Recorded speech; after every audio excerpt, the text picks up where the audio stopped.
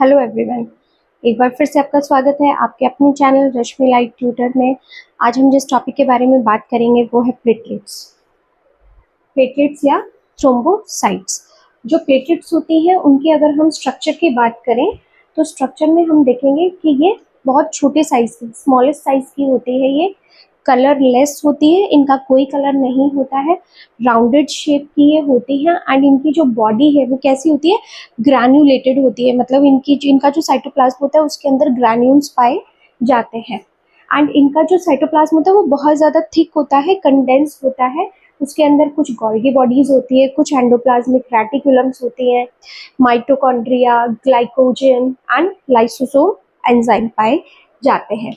इसकी normal count की हम बात करें, जो आप लोगों को याद रखने की चीज़ है वो ये है कि ये 1.5 to 4 लाख पर क्यूबिक एमएम होती है इनकी काउंटिंग, और इनका जो लाइफ स्पैन है वो 8 to 12 डेज का होता है। ठीक है, तो ये दोनों जो है वो हाईलाइटेड फंक्शन है कि जो नॉर्मल काउंट होता है वो 1.5 to 4 लाख होता है एंड इनका जो लाइफ स्पैन है वो 8 to 12 डेज का होता है। नेक्स्ट हम बात करते हैं इसके वेरिएशंस की। तो वेरिएशंस की बात करें तो आप देखेंगे कि वेरिएशंस में पहला है थ्रोम्बोसाइटोसिस। मैंने आपको प्रीवियस क्लास में भी बताया था, जहां पर भी साइटोसिस वर्ड आ जाता है दैट मीन्स इंक्रीज, और जहां पर भी पीनिया वर्ड आ जाता है दैट मीन्स डिक्रीज। तो थ्रोम्बोसाइटोसिस का मतलब होता है थ्रोम्बोसाइट्स का इंक्रीज हो जाना। किस किस कंडीशन में थ्रोम्बोसाइट्स इंक्रीज होंगे? आफ्टर ट्रॉमा, बॉडी में अगर कोई भी ट्रॉमा हो जाता है तो, दूसरा चाइल्ड बर्थ के टाइम पे, एंड तीसरा स्प्लीनेक्टमी अगर किसी पेशेंट की हो जाती है तो इन तीनों ही कंडीशन में जो थ्रोम्बोसाइट्स है वो इंक्रीज हो जाती है। ट्रॉमा के टाइम पे क्यों इंक्रीज होती है? क्योंकि कोई ना कोई इंजरी या चोट लगने की वजह से वहां पर प्लेटलेट एग्रीगेशंस होता है और ब्लड को स्टॉप किया जाता है, इसलिए वहां पर बढ़ जाती है। चाइल्ड बर्थ के टाइम पे भी बहुत सारी माइन्यूट कैपिलरीज रप्चर होती हैं, इसलिए प्लेटलेट्स जो हैं वो काउंट इंक्रीज हो जाता है।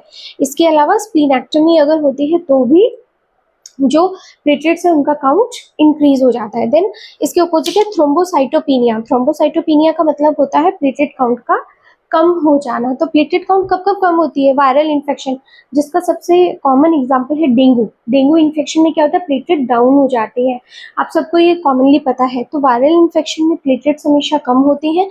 एंड कोई ड्रग हाइपर सेंसिटिविटी रिएक्शन है, सपोज कोई ड्रग आपने ली और आपको नहीं पता आपकी बॉडी में उसकी सेंसिटिविटी है और आपकी बॉडी में कोई रिएक्शन हो जाती है, तो उस कंडीशन में भी क्या होंगी, प्लेटलेट्स जो है वो डाउन हो जाएंगी। ठीक है, देन उसके बाद में जो फंक्शंस है प्लेटलेट्स के, बेसिकली प्लेटलेट्स जो है वो दो मेजर फंक्शन करती है। फंक्शंस की हम बात करें तो फंक्शंस में पहला फंक्शन होता है thrombopoiesis. Thrombopoiesis that means formation of platelets, okay, and second one is haemostasis. तो हम पहला फंक्शन देखेंगे थ्रोम्बोपोइसिस, फॉर्मेशन ऑफ प्लेटलेट। जो थ्रोम्बोपोइसिस है उसका दूसरा नाम है मेगाकैरियोसाइटोपोइसिस। मेगाकैरियोसाइट्स भी बोला जाता है प्लेटलेट्स को, थ्रोम्बोसाइट्स भी बोला जाता है, इसीलिए इनको मेगाकैरियोसाइटोपोइसिस एंड थ्रोम्बोपोइसिस भी बोलते हैं। सबसे पहले जो स्टेम सेल होती हैं बोन मैरो में, that is pluripotent stem cells. ये प्लूरिपोटेंट स्टेम सेल जो है वो किस में कन्वर्ट होती हैं? मेगाकैरियोब्लास्ट में कन्वर्ट होती हैं। ये मेगाकैरियोब्लास्ट जो है प्री मेगाकैरियोब्लास्ट में कन्वर्ट होते हैं, ये प्री मेगाकैरियोब्लास्ट प्रो मेगाकैरियोब्लास्ट में कन्वर्ट होते हैं, और ये प्रो मेगाकैरियोब्लास्ट जो है वो ग्रैन्युलर मेगाकैरियोब्लास्ट में कन्वर्ट हो जाते हैं, एंड लास्ट में जो ग्रैन्युलर मेगाकैरियोब्लास्ट होते हैं वो लास्ट में प्लेटलेट्स में कन्वर्ट हो जाते हैं। नेक्स्ट देखिए, कोआगुलेशन ऑफ ब्लड। ब्लड का जो कोआगुलेशन होता है, कोआगुलेशन का मतलब क्या होता है? स्पोंटेनियसली या तो ब्लीडिंग का स्टॉप होना या फिर ब्लीडिंग से प्रिवेंट करना, ये दोनों किस में आता है? कोआगुलेशन ऑफ ब्लड में आता है। यानी कि कहीं पर ब्लड अगर फ्लो हो रहा है तो उसको ब्लीडिंग से प्रिवेंट करना, मतलब अगर कहीं पे चोट या कट लगी है तो पहला पर्पस होता है क्लॉट फॉर्मेशन करना और दूसरा वहां से ब्लीडिंग को स्टॉप करना। तो हीमोस्टेसिस जो होता है, ये बेसिकली जितना भी हम पढ़ रहे हैं हीमोस्टेसिस प्रोसेस है। तो हीमोस्टेसिस प्रोसेस के अंदर क्या चीजें, क्या स्टेप्स आते हैं? सबसे पहले जो इंजर्ड वेसल वॉल है वहां पर सीरीज ऑफ इवेंट स्टार्ट होता है।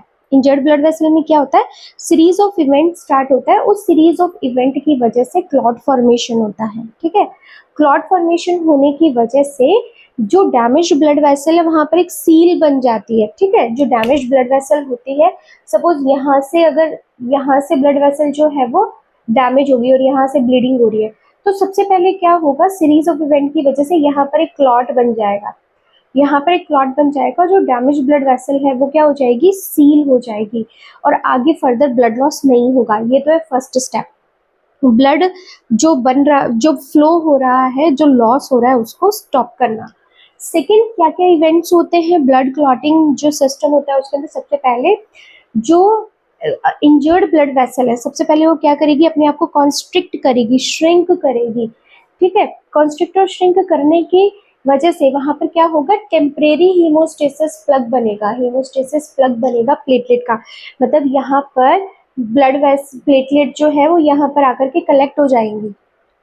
ठीक है, एक जालीनुमा स्ट्रक्चर बना लेगी, प्लेटलेट्स का एक प्लाक बन जाएगा वहां पे, और ये जो टेम्परेरी प्लाक है वो किस में कन्वर्ट हो जाएगा, डेफिनेट हीमोस्टेटिक क्लॉट में। डेफिनेट का मतलब परमानेंट हीमोस्टेटिक क्लॉट में ये धीरे धीरे कन्वर्ट हो जाएगा। ठीक है, ये हो गए इसके इवेंट्स। अब हम बात करते हैं क्लॉटिंग फैक्टर्स की, कौन कौन से क्लॉटिंग फैक्टर्स होते हैं। तो क्लॉटिंग फैक्टर्स बेसिकली कितने होते हैं, 13 होते हैं। कितने क्लॉटिंग फैक्टर होते हैं, 13 क्लॉटिंग फैक्टर होते हैं, और इनको हम एक सीक्वेंस पे ही याद करते हैं। वो सीक्वेंस क्या है, number 1 fibrinogen, number second is prothrombin, number third thromboplastin या टिश्यू फैक्टर भी इसे बोला जाता है, नंबर 4 कैल्शियम, नंबर 5 लिबाइल फैक्टर या प्रो एसिलरेशन, नंबर 6 कोई फैक्टर नहीं है, अभी तक ये डिस्कवर नहीं किया गया है, नंबर 7 स्टेबल फैक्टर या pro converting factor, number 8 anti haemophilic factor A, number 9 Christmas factor या फिर इसका दूसरा नाम है anti haemophilic factor B, number 10 Stuart factor, ये नाम मुझे बहुत अच्छा लगता है, नंबर 10 है Stuart power factor, number 11th है plasma thromboplastin antecedent PTA, plasma thromboplastin antecedent या फिर इसका दूसरा नाम है एंटी हीमोफिलिक फैक्टर C, यानी कि ये तीनों anti haemophilic factor A, B and C। ठीक है, उसके बाद में 11th फैक्टर है हैगमन फैक्टर एंड नंबर 13th है फाइब्रिन स्टेबिलाइजिंग फैक्टर। नेक्स्ट देखिए स्टेजेस ऑफ कोएगुलेशन। हमने क्लॉटिंग फैक्टर्स तो देख लिए थे, ब्लड क्लॉटिंग फैक्टर्स कौन कौन से हैं, लेकिन अब हमें देखना है स्टेजेस ऑफ कोएगुलेशन। तो स्टेजेस ऑफ कोएगुलेशन में देखिए, सबसे पहले कहीं पर भी अगर कोई ब्लड वेसल डैमेज होती है, कोई टिश्यू डैमेज हो गया, कहीं पर चोट लग गई, कोई एक्सीडेंट या इंजरी हो गई, तो सबसे पहले वहां पर दो चीजें स्टार्ट होती है। पहला क्या होता है, जो डैमेज ब्लड वेसल्स हैं वो थ्रोम्बोप्लास्टिन रिलीज करना शुरू करते हैं। ये जो थ्रोम्बोप्लास्टिन होता है वो ब्लड में मिक्स होता है, ब्लड में मिक्स होकर के सबसे पहले क्या करता है, जो ब्लड क्लॉटिंग का एक्सट्रिंसिक पाथवे होता है उसको एक्टिवेट कर देता है। ठीक है, कि जो डैमेज ब्लड वेसल है सबसे पहले थ्रोम्बोप्लास्टिन रिलीज करेगी, थ्रोम्बोप्लास्टिन ब्लड के अंदर मिक्स होगा और जैसे ही वो ब्लड में मिक्स होगा ब्लड क्लॉटिंग मैकेनिज्म का एक्सट्रिंसिक पाथवे एक्टिवेट हो जाएगा। इस एक्सट्रिंसिक पाथवे की वजह से ये जो थ्रोम्बोप्लास्टिन है, बेसिकली कौन सा थ्रोम्बोप्लास्टिन रिलीज होता है, थ्रोम्बोप्लास्टिन थर्ड रिलीज होता है। ये थ्रोम्बोप्लास्टिन थर्ड क्या करता है, इनएक्टिवेटेड 7th फैक्टर को एक्टिव 7th फैक्टर में कन्वर्ट कर देता है। एक्टिव 7th फैक्टर कौन सा है, जल्दी से देखिए, स्टेबल फैक्टर। तो स्टेबल फैक्टर जो इनएक्टिवेटेड होता है उसको एक्टिवेटेड स्टेबल फैक्टर में कन्वर्ट कर देता है, और ये जो स्टेबल फैक्टर होता है इस 10th factor Stuart power factor को एक्टिवेट करता है, क्योंकि स्टुअर्ट पावर फैक्टर भी क्या होता है, इनएक्टिव होता है। तो ये stable factor Stuart power factor को एक्टिवेट कर देता है। ये जो स्टुअर्ट पावर फैक्टर है, ये Stuart power factor extrinsic pathway से एक्टिवेट होने के साथ साथ जहां पर ब्लड वेसल डैमेज्ड होती है वहां पर प्लेटलेट्स एग्रीगेट होना शुरू हो जाती है, प्लेटलेट्स इकट्ठा होना शुरू हो जाती है, वहां पर एक मैश वर्क बना लेती है, एक जाल बना लेती है। ठीक है। तो वो प्लेटलेट्स वहां पर एग्रीगेट होना शुरू हो जाती है और जैसे ही प्लेटलेट्स एग्रीगेट होती है इंट्रिंसिक पाथवे भी एक्टिवेट हो जाएगा। तो जो इंट्रिंसिक पाथवे है उसमें क्या होगा, इनएक्टिवेटेड 12th फैक्टर कौन सा है, Hageman factor. Inactivated 12th factor को एक्टिवेटेड 12th फैक्टर में कन्वर्ट होगा। ये 12th फैक्टर यानी कि हैगमैन फैक्टर जो है वो 11th फैक्टर को एक्टिवेट करेगा। 11th फैक्टर कौन सा है, पीटीए, प्लाज्मा थ्रोम्बोप्लास्टिन फैक्टर, ठीक है, या एंटी हीमोफिलिक फैक्टर सी, ये इसको एक्टिवेट करेगा और ये फैक्टर जो है वो अगेन स्टेबल फैक्टर को एक्टिवेट करेगा। ठीक है, 10th फैक्टर फिर से देख लीजिए, सॉरी स्टुअर्ट पावर फैक्टर। तो इस स्टुअर्ट पावर फैक्टर को एक्टिवेट करेगा एक्सट्रिंसिक एंड इंट्रिंसिक पाथवे। अब ये जो स्टुअर्ट फैक्टर है, ये स्टुअर्ट फैक्टर कैल्शियम की प्रेजेंस में प्रोथ्रोम्बिन को थ्रोम्बिन में कन्वर्ट करेगा। क्या करेगा, प्रोथ्रोम्बिन को थ्रोम्बिन में कन्वर्ट करेगा और थ्रोम्बिन जो है वो फाइब्रिनोजन को फाइब्रिन में कन्वर्ट करेगा। ठीक है, और ये जो फाइब्रिन है, ये फाइब्रिन क्या करेगा, जो ब्लड वेसल डैमेज है उस ब्लड वेसल के डैमेज की जगह पर वो एक प्लाक बना देगा। बेसिकली यहाँ पर होता क्या है, ये जो फाइब्रिन है, ये फाइब्रिन इस तरीके से एक जाल बनाता है यहाँ पर, ठीक है, इस तरीके से यहाँ पर ये एक जाल बना देता है। अब ये जो मैश वर्क बना है, इस मैश वर्क के अंदर क्या होता है, आरबीसीज आकर के ट्रैप होना शुरू हो जाते हैं। इस मैश वर्क में आरबीसीज आकर के ट्रैप होना शुरू हो जाती है इस तरीके से, और एक प्लाक का या एक क्लॉट का फॉर्मेशन यहाँ पर हो जाता है। अब देखिए, प्लाक या क्लॉट का फॉर्मेशन तो यहाँ पे हो गया है। अब यहाँ पर क्या होगा, यहाँ पे ये जो ब्लड का क्लॉट बना है, इस ब्लड के क्लॉट में से सीरम अलग होगा।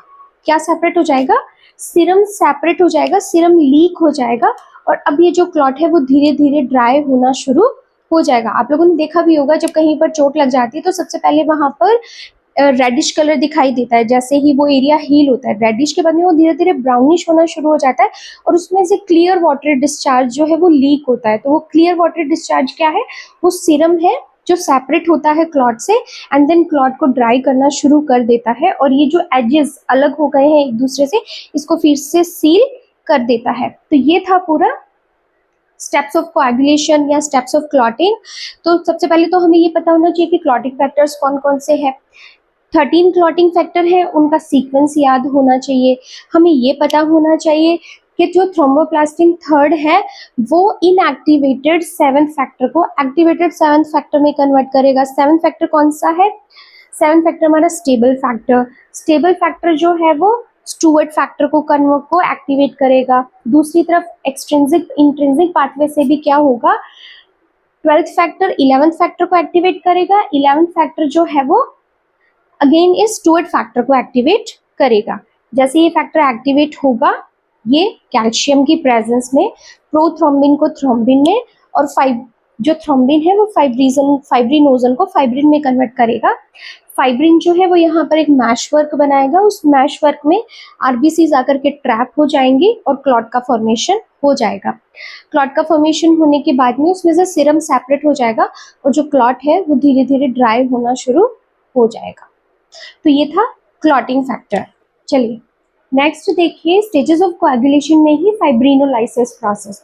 तो हमने जो क्लॉटिंग मैकेनिज्म था उसके अंदर यहाँ तक देख लिया था कि जो प्रोथ्रोम्बिन है वो थ्रोम्बिन में कन्वर्ट हो जाता है और जो थ्रोम्बिन है वो फाइब्रिनोजन को फाइब्रिन में कन्वर्ट कर देता है और फाइब्रिन जो है वो क्लॉट बना देता है ब्लड वेसल्स को ट्रैप करके, ब्लड वेसल्स में आरबीसीज को ट्रैप करके क्लॉट बना देता है। अब ये जो फाइब्रिन है इसका लाइसिस होगा, ये जो फाइब्रिन का मैश वर्क बना है अब इसको डिसॉल्व करना जो है वो क्या कहलाएगा, फाइब्रिनोलाइसिस कहलाएगा। इस फाइब्रिनोलाइसिस प्रोसेस में क्या होगा कि ये जो क्लॉट होता है, इस क्लॉट में क्या होता है, प्लाज्मिनोजन होता है। ठीक है, इस क्लॉट में क्या होता है, प्लाज्मिनोजन होता है। ये प्लाज्मिनोजन जो है वो प्लाज्मिन में कन्वर्ट हो जाता है। ये प्लाज्मिनोजन किस में कन्वर्ट हो जाता है, प्लाज्मिन में कन्वर्ट हो जाता है और ये जो प्लाज्मिन है वो क्या करता है, इस फाइब्रिन के ब्रेकडाउन को शुरू कर देता है। ठीक है। ये जो फाइब्रिन है इसके ब्रेकडाउन को शुरू कर देता है और जैसे ही ये ब्रेकडाउन होता है ये धीरे धीरे सॉल्युबल वेस्ट मटेरियल में कन्वर्ट होना शुरू हो जाता है। सॉल्युबल मतलब धीरे धीरे डिसॉल्व होकर के ये वहां से मैश वर्क जो है वो हटना शुरू हो जाता है। और कौन सा प्रोसेस इसके अंदर यूज होता है? फैगोसाइटोसिस प्रोसेस जो है वो इसके अंदर यूज होता है। फैगोसाइटोसिस प्रोसेस के थ्रू ये जो फाइब्रिन मैश वर्क है वो डिसॉल्व होना शुरू हो जाता है और पूरी की पूरी जो ब्लड वेसल्स है वो कंप्लीटली रिकवर हो जाती है और जो वुंड है या फिर जो डिसइंटीग्रिटी हो गई है ब्लड वेसल में वो क्या हो जाती है, पूरी तरीके से क्योर हो जाती है। तो स्टूडेंट्स ये था पूरा प्लेटलेट्स के बारे में, blood clotting factors, blood clotting mechanism, fibrinolysis, ये सारी चीज़ें हमने आज के चैप्टर में देखी। तो इसी तरीके से बने रहिए मेरे चैनल पर और मोर इंटरेस्टिंग वीडियो के साथ। तो चैनल को लाइक शेयर सब्सक्राइब करना बिल्कुल मत भूलिएगा। तब तक स्टूडेंट्स थैंक यू एंड